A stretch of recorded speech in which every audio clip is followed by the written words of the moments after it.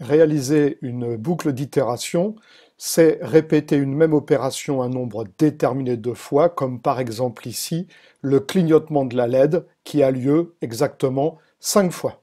Je vais vous présenter la structure d'un algorithme qui réalise une structure d'itération. Dans l'exemple que je vous propose ici, nous allons faire clignoter la LED 5 fois. Il y a donc une structure d'allumage et d'extinction de LED que nous devrons répéter.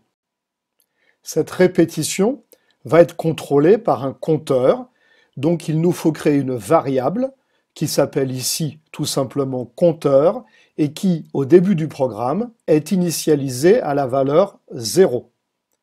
À la fin de chaque exécution d'une séquence d'allumage et d'extinction de la LED, le compteur doit être incrémenté de 1 unité par l'instruction compteur égale compteur plus 1.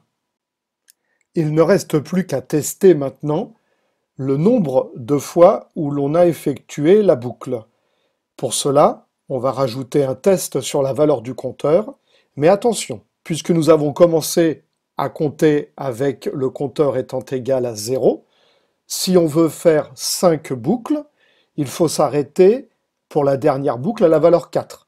Ça veut dire que si le compteur prend la valeur 5, alors il ne faut pas réaliser une nouvelle boucle, et donc on va mettre une sortie à oui, et recommencer le programme à son début, ou bien interrompre totalement le cycle.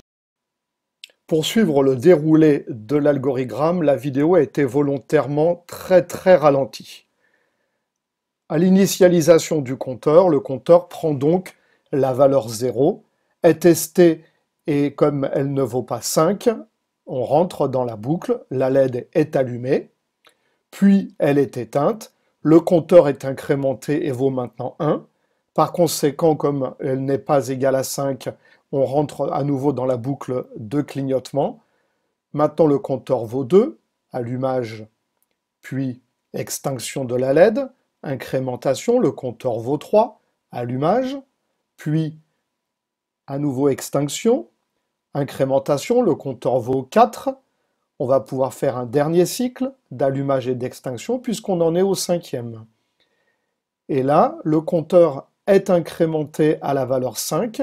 Le test maintenant donne la réponse oui et le programme s'arrête.